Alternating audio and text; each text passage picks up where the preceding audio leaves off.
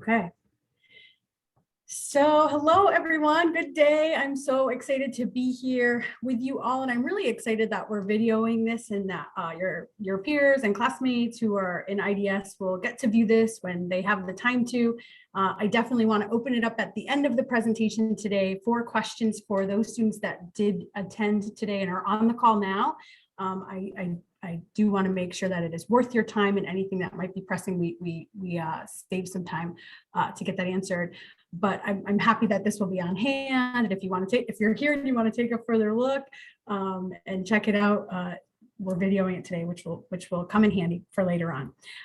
So I am Aimee O'Shea, work in the Office of Career and Professional Development. Dr. Larkin just introduced me. I work at Bewley. We are on the first floor. There is a team of career coaches that I work with that are helping students figure out and enact their successes and what they want to do. So we are really happy when we get to connect with students this way, and really eager to connect with you and engage in you in different ways too. So I'll do a little bit about our office before I get into the content and focused on sort of these internship tips, and experiential learning in general. So first, to delve in a little bit into our office, just so you have some context of what we do. Office of Career and Professional Development on Southern's campus. We like to sort of break off, what we do into three separate parts. So that first part is career exploration and navigation, right? So it's the students that are coming in that are still trying to figure out what it is they want to do, right? They're maybe they know, that they have selected whatever concentrations within IDS, but aren't quite sure where that's going. So they're navigating that process, right? Students that maybe have some career indecision, students that maybe even have some major indecision. If you're still in that level of like, what should my focuses be under IDS? So that sort of type of student, which we can see throughout their time span, even though that sort of might resonate as like a first or second year, we see it all the time, juniors and seniors. So that first area, career exploration, working with students to figure that out, right? And figure out what works for them. In the middle, and really where our conversation lies today, that secondary area is the professional development and the experiential learning. So it's the piece of internships. How do I gain experience? How do I grow my resume? How do I become knowledgeable in my field, right? I'm learning in the classroom and I'm having this academic experience, but how do I then coincide that with this professional development piece that's going to help me get a job, right? Or whatever those next steps are. So, and then that last area is that life after college, which are really the next steps when someone is done and has completed their tenure at Southern. So if that is, going, maybe it's staying at Southern actually and going to grad school here, or maybe it's attending, another institution for grad school, or maybe it's, taking a gap year, AmeriCorps, Peace Corps, whatever is resonating.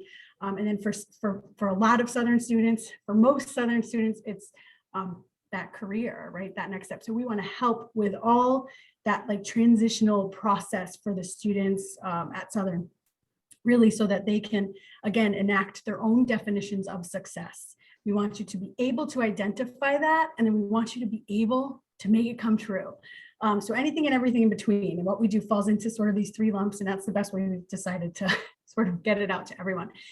It's a very quick sort of rundown with what we do in the office, but just always like to give some indication on, really sort of the Career and Professional Development Office before we get started. So getting into today's topic, internship searching and tips for finding internships. Really what we're looking at, again, breaking it down, right? So we have, I've got three columns here. We're looking at materials, virtual and in-person. We know we have learned in the past 2 years, 3 years that there is, look what we're doing right now with this and how readily available this virtual capacity has become. So we will spend a lot of time in that middle column today. Because a lot of internship searching is a virtual experience.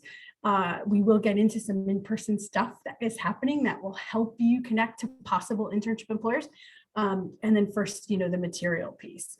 So delving right into it, we cannot talk about internships unless we talk about your materials. So if you are going to begin and hit the ground running searching for internships and something awesome falls in your lap through the networking that we're going to talk about, however you get wind of this awesome experience, if you do not have your materials ready to submit, it could become an opportunity that flies away. So really what we want to start with always when we have these discussions is understanding that we have to have a professional resume tailored and ready to go when we're job searching. So really it's going to consist of everything that we've done in our college tenure, whatever employment that we've had or work history, experiences, volunteering, clubs on campus, organizations on campus, involvement within the community, academic projects, things along those lines, that can really sort of put everything on this, usually one piece of paper that's just going to be able to tell the employer, here are my strengths, my skills, and the interest that makes me marketable. With that said, the cover letter is a piece of it too. And I have a lot of students come into my office and say, oh, Aimee, I've never done a cover letter. I don't even know where to start. It's a piece of it, right? So it is required and will be for your job search. When we're talking internship search, we want to make it a piece of it. It's not always a requirement, but why not get some practice in presenting this as well? So the resume and the cover letter go hand in hand for the most part when we're talking about actual internships. So the cover letter is really sort of this one-page document that is written in paragraph form, unlike your resume, which is more, sort of a bulleted list of accomplishments, right? The cover letter is a cheerleader for you that gives the reader more insight into the person that you are, the professional that you are, and is able to delve into some examples to prove you're the professional who you are. So those two materials really need to be ready to go before we start to search.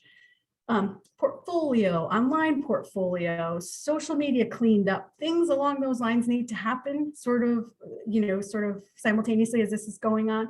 We really want to make sure when we're ready to market you to these internship opportunities, you're ready, you're branded, we're good to go. Recommendations, references, those are important. Certainly job searching, we have seen them and they're not going anywhere.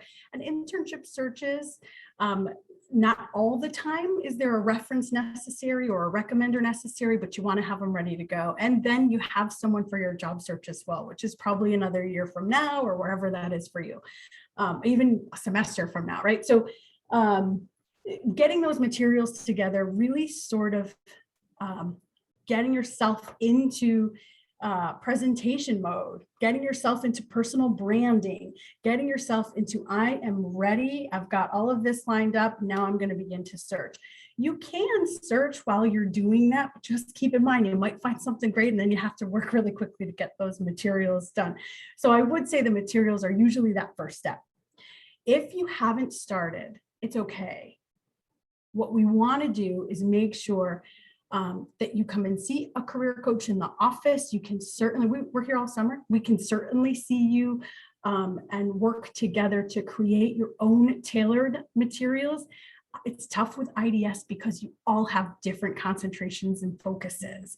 So though I see our IDS students, we have someone in our office that works with health and human services students. So if you're public health and wellness as a concentration, you may work with Rachel, right? So we have someone else in the office working with, a typical business concentration. So remember, we have someone for you that can tailor to your own goals, even if IDS is sort of where you are right now. So once the materials are kind of put together and you feel good about that, and you've worked with a career coach or you've worked with a faculty that you really, feel connected to, you're good to go. The virtual piece, and we'll spend some time on that in the next slides. The virtual piece is really going to be where most of this is happening. Okay, so you're ready to search, created these materials, connected with an advisor, career coach, faculty, whatever. And then your next step is to really sort of get online and see what's going on. So we're looking at websites, we're looking at different search engines, which makes sense. Social media, we'll get into it, every social media. Online networking events, we have found again these last few years that like employers are capitalizing, they are using this, they are having, hey, come and join us for an info session 5 o'clock on Zoom. So noticing and finding those different experiences where you can jump in and connect with employers from home. Info sessions and career fairs, those were always items that used to be in person and on ground. They have moved. They are both, you will see they're under both columns there. Info sessions with organizations are definitely still found on Southern's campus. On ground, they're also found online. Career fairs, this past career fair, well, the consortium fair, which was all the 4 CSU schools put together a fair, it was all virtual. Prior to that, in March, when Southern ran ours, we had a hybrid. So we had some employers who came online and some that were on ground. So remember that these type of experiences will exist in both areas. So then in person, you see there's a couple, that last column there, before we move on, you'll see some overlap, right, which we just discussed. Added in there, faculty and staff, there are so many staff members, community members on Southern's campus that are teaching courses that have connections to the work world. We need to tap into them first. They are resources that students are somewhat unaware of, right? So make sure that you are connecting, with your sort of network of staff and faculty that you are seeing regularly on Southern's campus. So I've worked with lots of students that say, this opportunity, my professor said I should apply to this. What do you think? Right. So, and then we package the student to apply. I didn't know about the opportunity, the professor did. So let's make sure that we're really sort of tapping into our network. And so it says in-person networking. Really what I always tell students to do before they start to internship search is make a list. Make a list of your people, of the ones that can help you, that sort of, sit on your executive board, that help you make decisions, that are connected to the work world. And that could be family members, neighbors, certainly faculty and staff, anyone that you have worked with. If you are working part-time at CVS, connections there, right? So making a list and identifying this team of people that can help connect you to possible opportunities, and letting them know, I'm looking, here's my materials that I've created and worked really hard on. If you have any leads, and we can tailor an email together if you feel like that is a bit challenging. But identifying those networks and those people that can really help is a great first step as well. And it's a more friendly first step, because you could say, oh, I forgot that my uncle works over at Yale and might be connected to whoever. So once you start to do this work, it feels a little more comfortable.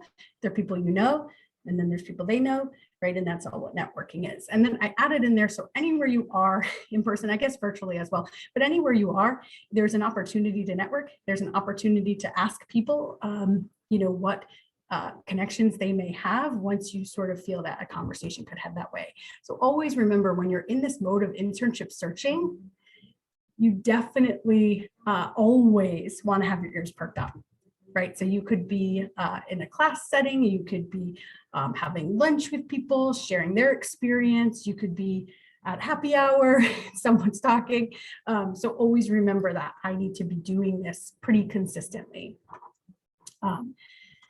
Okay, so those 3 columns, and then we'll delve into some of those a little bit more that might need some more time other than just an open discussion. So social media platforms is where we're kind of going to start. And obviously the job search engine's really falling in that virtual section.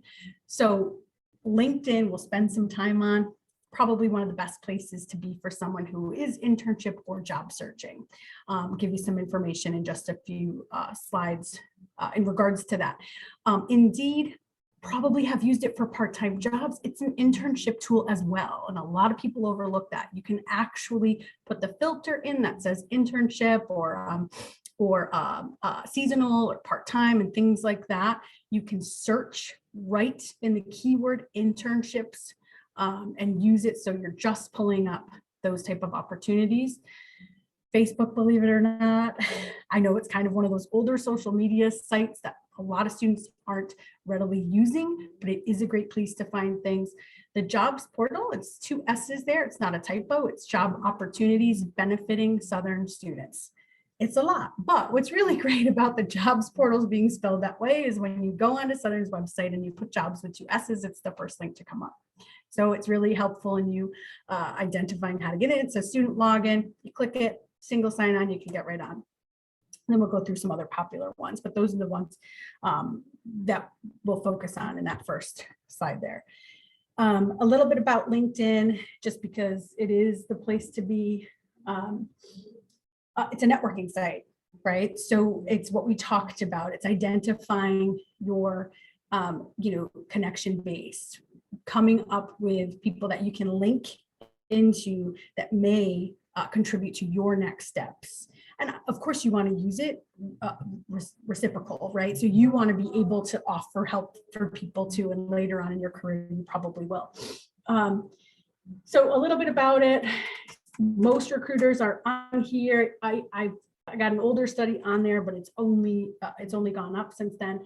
So we want to make sure that if you're searching, here's where you are. And I'm going to delve into the creating your profile and what that should feel like to make it a little easier. You're basically putting your whole professional self online. So there's ways in which we want to make sure that we can do that the best way. So 89% of recruiters have hired through LinkedIn. So it's like I said, it's a good place to be. So delving into it a little bit more, just because if you haven't really used it, which most Southern students haven't, we want to give you some tips on how to create that. It's certainly some tips in internship searching. So the professional photo, we want to make sure that you got a photo on there. If you have a LinkedIn account and you log in and you don't have a picture, it's a disservice to your account. We want to make sure that you have a photo. So our office does offer headshots every now and again throughout the semesters. So we'll be doing that through during on-ground career fairs, which will be announced. And we also have it sort of sporadic throughout the semester. Always pay attention to your emails coming from our office. I know that's tough because we email quite a bit. But if you are in internship searching mode, make sure you're checking out our emails when we're sending them your way. There's probably certainly some employer interactions that you don't want to miss out on, but also announcements of headshots and things along those lines. You can also just dress nice and have someone take it on an iPhone and upload it that way as well. It doesn't need to be super professional, but we want a photo there. It will help to just enhance the entire profile. Showcasing your experiences. So right when you log on and you're creating this profile, you'll be able to edit everything. Here, you want to make sure that you're including it all. A lot of times students tell me, oh, I don't know if that's relevant, or I'm unsure if this makes sense. What we want to showcase as students is transferable skills, right? So even if we've done something that we don't think is directly related to the healthcare career that we want, maybe we've developed some really great interpersonal skills working as a customer service representative, right? So those type of things don't go unnoticed. And when we're students and we don't have that many experiences, unless of course non-traditional students might have more, that's our go-to information, right? It's that we've done this type of work, and it really does say a lot about you. And if you're a student who's working part-time, who's involved in a club on campus, who's whatever else there might be, it helps to make you well-rounded too. So it does help time management skills sort of come through, right? Certain stuff will just sort of resonate. So we want to make sure that we're highlighting education and experience, and we want to be thorough with that. A lot of times education, there's just like, at Southern, well, I'm at Southern getting a bachelor's, right? Not just I'm at Southern taking courses. I'm an interdisciplinary studies major, which means I have focused on 3 areas, right? So we want to make sure all of that comes off really clear to the audience. So it's a big piece of the profile. It's an important piece of the profile, and just making sure everything is clear in there when it comes to the bachelor degree, and of course the experience. So from here, highlighting your skills. So on LinkedIn, you are able to enter in your skills, right? And they'll pop right up. From there, people can endorse you on skills. So if you have worked with, let's say, the career office and you were a career peer in our office and you want me to endorse you on skills, I can go in there and I could say great communication and whatever else. What happens is these skills start to pop up on your profile because you've identified them, someone's endorsed them, and right away we're starting to get sort of recommendations on like what, you know, is a strength. So when you can do that, when you can have others give back to you in that way, it helps. It will enhance the profile for sure. And you want to do it for others, right? So making sure that skills endorsement is sort of a reciprocity thing. Summary. So the summary is important. We want to make sure that you have a summary, but again, this isn't where the laundry list of experience is, right? So this is just an indication, a professional summary. So I'm a highly motivated, you know, senior with excellent knowledge in public health and wellness, interested in a career in contact tracing, right? That's a thing now. So I mean, whatever it may be. So to give the reader, again, knowledge and indication into where you're headed, you know, strong interests in sustainability and environmental whatever. So really sort of helping. And again, if you've worked at Dunkin' Donuts, CVS, these places, it gives the audience indication into what you want, because I might not know that based on what you've done. So it helps the audience sort of, or the reader actually know. So, okay, that's creating your profile, then searching on LinkedIn, some tips here. So always want to make sure you're using a keyword. You can search location. So if you know that you can geographically only be in New Haven County and that's important to you, you can do that. You can set up alerts. So you can actually follow a company, set up alerts so that when they do post or when they have any type of, you know, opportunity that will come right to you. So it's important to do that. You can message companies directly. What's not on here, I can't remember if there's a slide. You can see alumni who work at that company or organization. So when you log on to LinkedIn and you look up a company, it could flat out tell you 45 SSU alumni are here. You can look at the list, you can outreach, you might know a peer, there might be someone that you can connect to. Again, it's that comfortability piece, right? Networking can feel like we're out of our comfort zone, but when we might say, hey, like you were just in at Southern and here you are and whatever. So this is how we want to use this. We have to keep in mind that not all internships are necessarily, this isn't accessible, but not all internships are posted, right? And a lot of times it's sort of this word of mouth, or somebody finds a resume and gives it to their boss and says, I think this should be our next intern. That kind of stuff, you got to get in those conversations. So this is a place for it. And you've got to sort of use it often. So it's not like, oh yeah, I logged on to LinkedIn about 3 weeks ago. It should be all the time.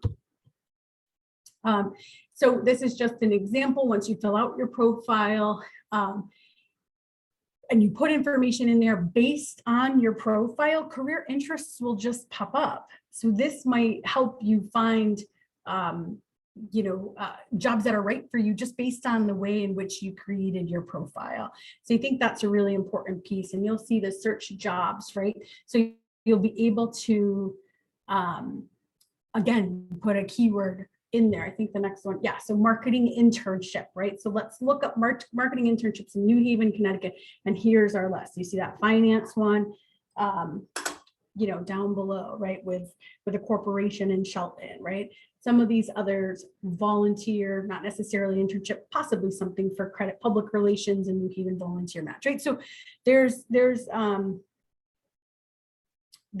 full list once you search that you'll have to sift through, but it's a really great place to be. So just some quick tips. I think we probably covered them all. Oh, so use a custom URL, that second piece there.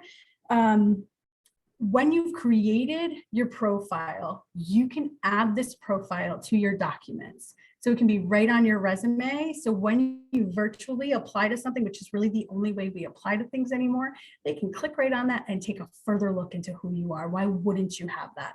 So customize your URL, right? So if it's linkedin.com/O'Shea.Aimee193, right? So make sure that it's something and it's not just that long one they're gonna default for you. Download the app, super important. Again, it's so much easier to be using these sites when we have often and regularly, like mentioned, when we're able to just grab them from our phone. A lot of this we have already sort of gone over, just to make sure that you have someone check out your profile, get some tips from others who might be on here and using this site really consistently, having someone just look for typos or grammar or verbiage that might sort of be not something you're catching as you're reading through it. So it's important to do those type of things. Following organizations and companies, again, wanting to make sure you connect to them and that they are added to who you're following for the job alerts, for their discussions. And when you begin to connect to others, endorse when you can, congratulate them on work anniversaries, right? LinkedIn houses all of that. Write on their posts and sort of make yourself visible on this site. We think it's definitely what we're seeing our students find the most opportunities with. Okay, probably a whole lot of questions on LinkedIn, but because we've got the hour only today, I'm going to jump into Indeed very briefly, again, saving time for questions. So Indeed is really where a lot of our students go, even just to find part-time jobs. Great search engine, certainly one that we're using. It's similar, right? So you're putting in what it is. You can put internship. You can put summer internship. You can put healthcare internship, right? You can do those type of things. And then where you can put, obviously, wherever works for you. You would New Haven if that's easiest, if it's Fairfield, if it's wherever that is. You can certainly have a geographical location. If home for you is Massachusetts and you want to do this over the summer, you can change the geographical location and be searching that. On here, on Indeed, you're able to have job alerts as well. When you log into Indeed and you create your profile, and again, it's not like LinkedIn, it's not a networking site. So you don't necessarily need to create a really robust profile. You just want to have one so that it houses all of your favorited jobs and applications and such. But you do want to add the job alerts. So that way you're privy to when a company posts that you might be following. Let's say ESPN is one of your top companies, you would add them as a job alert. And you can do that simply by pulling the company up, and I think it's just a drop down to add. Searching on Facebook, which if people are not using it, but it's a great place to be. I think, so there's a lot of like startups on Facebook that are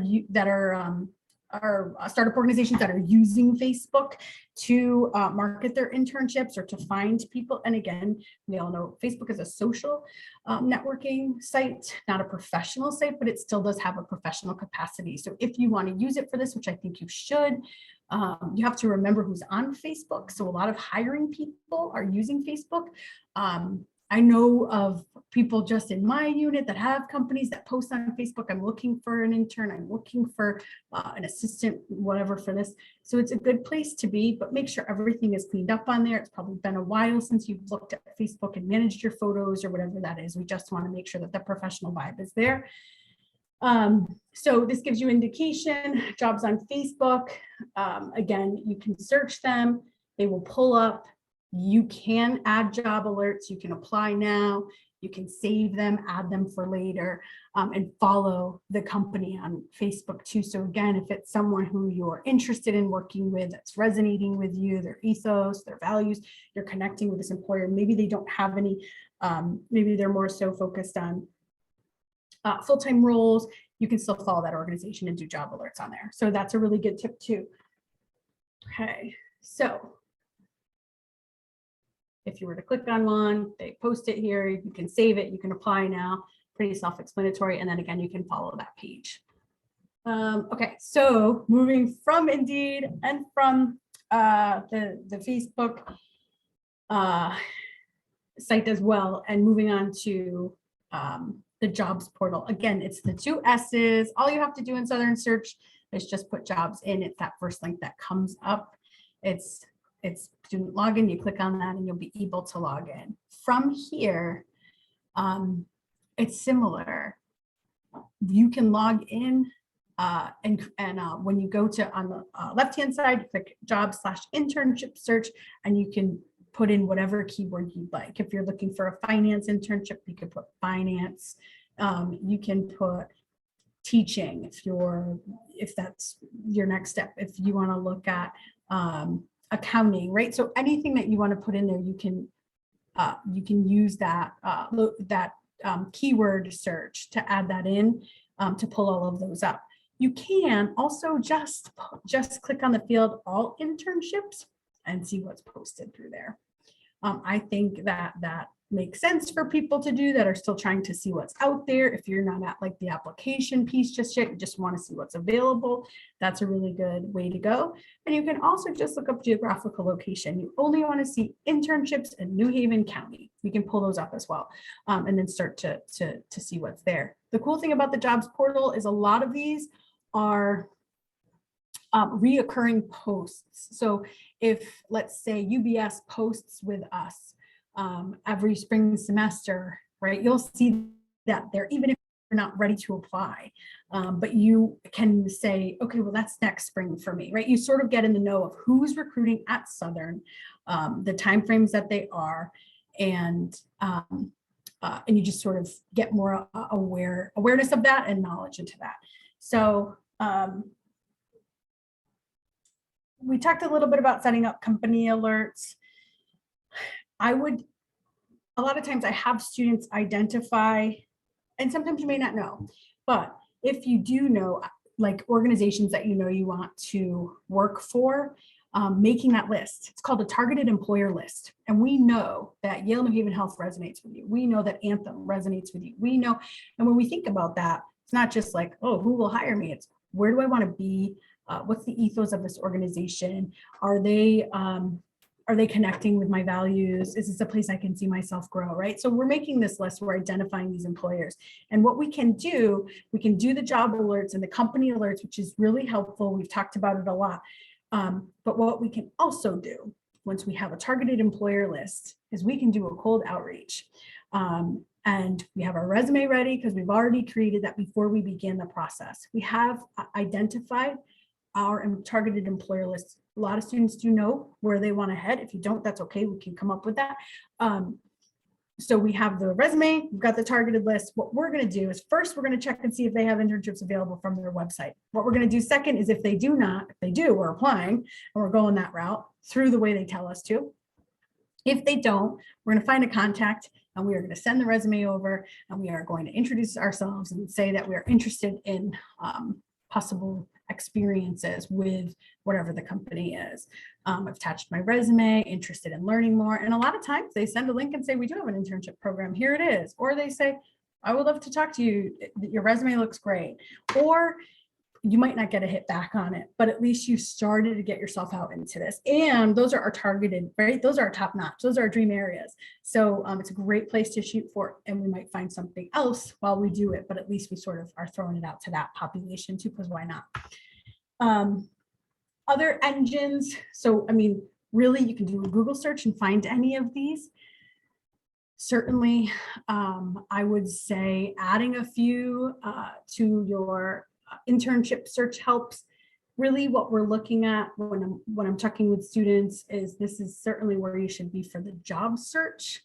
If it's internship search, adding a few of these and taking a look at these is helpful as well. But I spent a lot of time on the other ones because that's really where most of the internship opportunities will be. But certainly referring back to this as it's videoed and looking at some of these is helpful as well. Okay, I do want to just talk a little bit about moving forward with internships and when you do get that hit, when a professor says, I'm so glad you asked me, you told me you were looking because I have this great experience that's happening over, at Yale, and you apply and they're interested.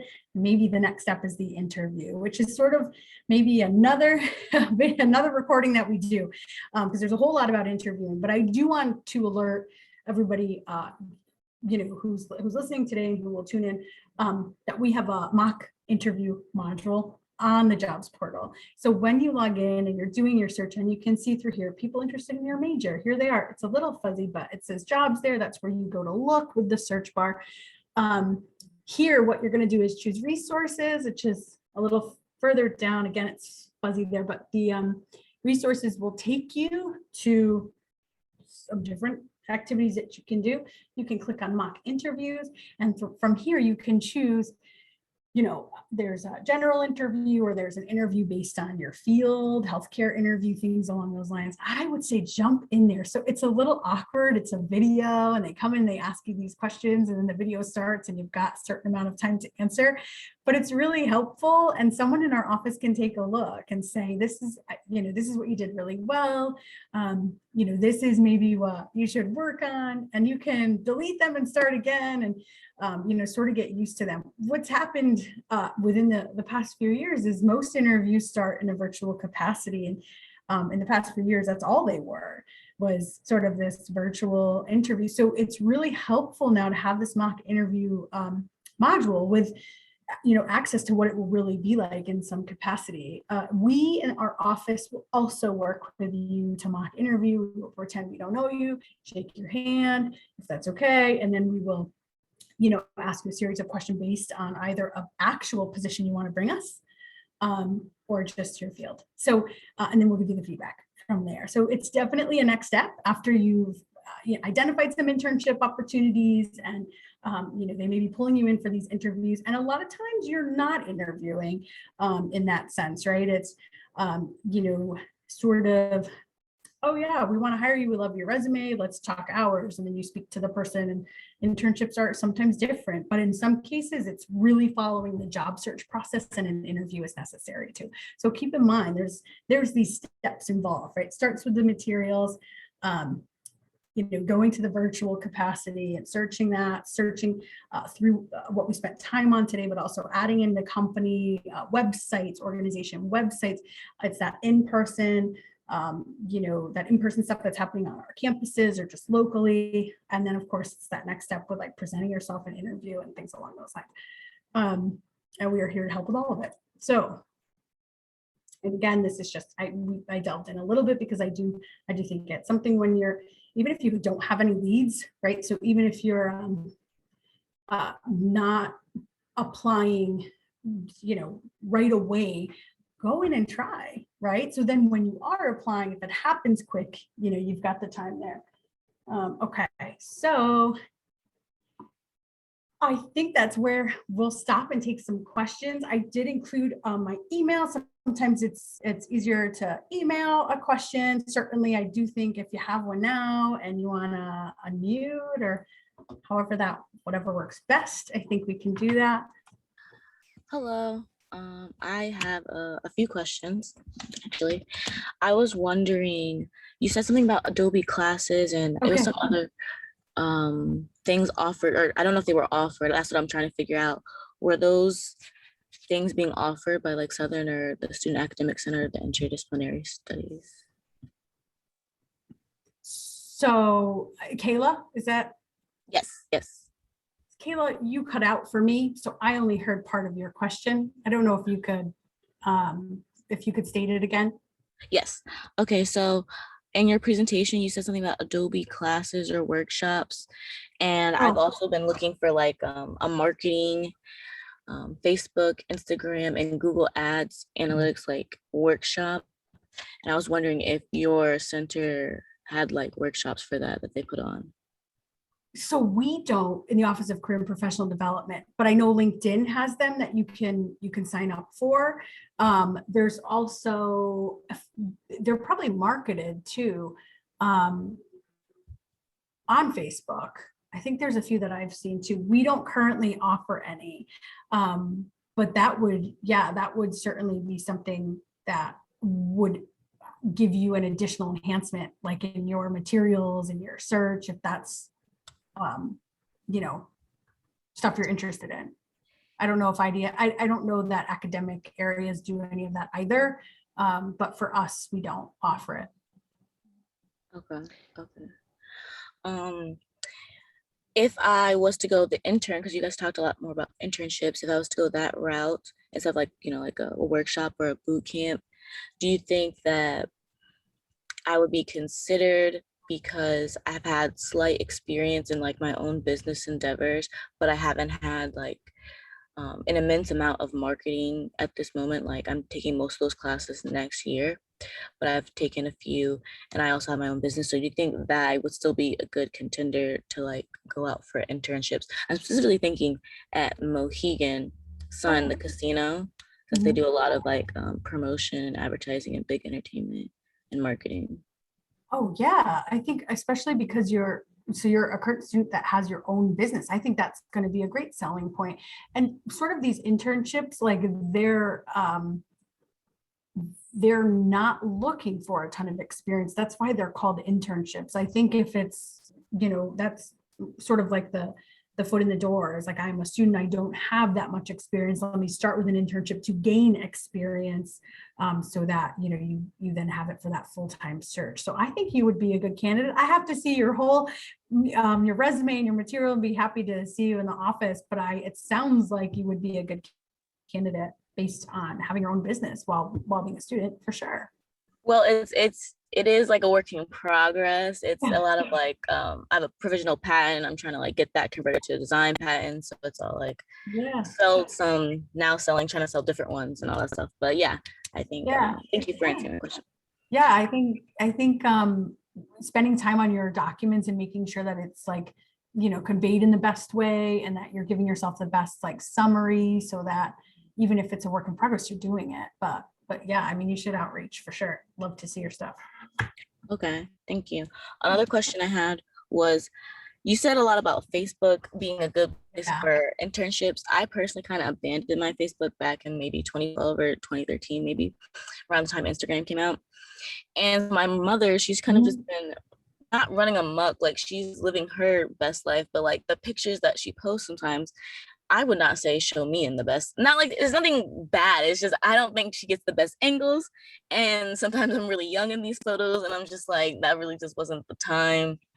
Yeah. So I was just wondering, like, is there a way to like unhook her or like make sure that doesn't slide over if I do actually end up redoing my Facebook, which I'll have to because Yeah. Yeah. So there is. So you would take a deeper dive into privacy settings. So you wouldn't you if she's tagging you or posting photos of others wouldn't be able to see it. So I honestly, and I also want to say, I don't know that younger photos show you in a bad light, because I mean, that's okay. For me and for our office, and when we go on sort of our all over campus and talk about social media, it's more so like pictures of partying or pictures that don't present you as a professional.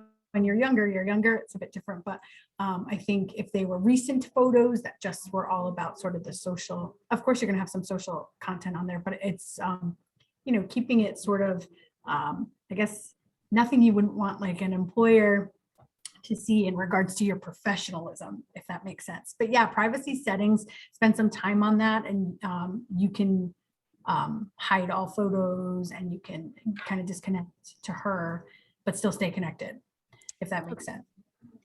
okay. Thank you. I think that's all my questions for now. Right.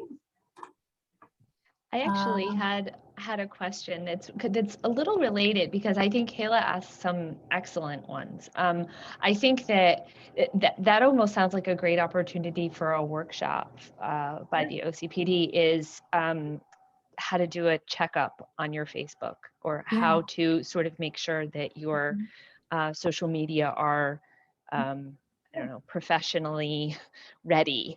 I've done them before, so we've collaborated. Oh, with different excellent. offices and done social media cleanups. Yep. Excellent. My other question was actually related to Kayla's as well, that I have seen, there are so many conversations recently about micro-credentialing and badges, and, how to kind of get your skills verified. And I'm seeing probably the same ads that Kayla is. I think Linda is one of them, the Linda classes, the LinkedIn class, Linda, LYNDA. They do like a lot of kind of Microsoft, Adobe, that kind of thing.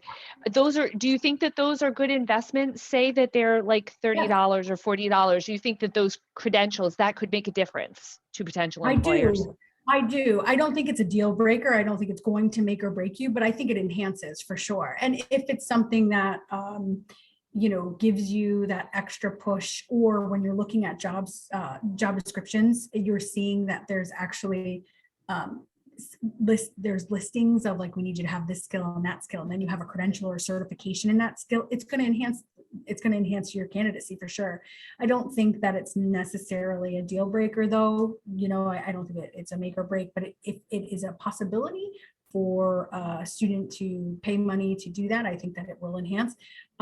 Also think that students can put down that they're well versed and advanced in that if they are, without taking the credential too. So don't think that it has to be, oh, there's the credential or the certification or whatever. I think we can also list technical skills and things along those lines right on our resume. For sure. I actually had a question now that you bring that up. So you said something about being $30 or $40. The ones I've been looking at so far, I've been thinking about trying to find a grant for. They've been more on like the 1,000, 3,000, 5,000 side. So, and that was just for like, Instagram, Facebook, and like Google AdSense investing, like paid marketing that you would create and then show up on their feed. Are you aware of current ones that are like $30 or $40 that do those workshops? So I that don't know. Might be asked at Mrs. Larkin. So the one, it sounds like what I was looking at was potentially very different than what you were looking at, Kayla. I was looking through some Linda courses. They're self-paced online, and they're things like refreshers in Adobe, InDesign, or beginning, intermediate, advanced skills in Excel, things like that. And the ones that I was looking at, again, self-paced courses, they were probably $30, $40, $50, but again, this might be something very different than what you had in mind. I don't know. Okay. Yeah, so Kayla, I don't know what you're talking about for that much money, but I mean, I can look into it. Also, maybe marketing knows. I don't know if you work with, because I think you said you had a marketing background. I don't know if you work with Scab at all, but maybe like Patty Conti or Aimee Grotsky over in the Business Success Center have some ideas. That sounds like a lot of money. I don't know if I'm super familiar with like what certification that gives you. You can send that over to me too. I can take a look, but I'm more familiar with like the Excel training that's $50 or whatever. So yeah, I'd be interested in learning more. Okay, thank you.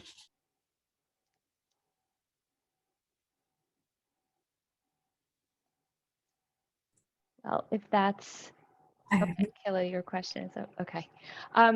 I just want to thank you so much, Aimee. This is wonderful. This is really wonderful, and this is going to be a lasting resource. And as always, I learned something new because I didn't know about these mock interview modules. What a great resource. And that you do the headshot clinics. That's fantastic too. So I learn something new every time we have one of these webinars. So I just really want to thank you, thank your office, and also just recommend to everyone that they follow your account on Instagram, because you're so active on Instagram and you're always putting stuff in the stories that you have this event or that event. So I just thanks a lot. And that's one part of all of our advising meetings that we say, if you're not following them on Instagram, do it now. So thank you. Thank you. I really appreciate it. And let me know when the next step is. We'll do this again. Okay, great. Thank you, everybody. Thank you for coming. Take care. Bye, guys. Bye.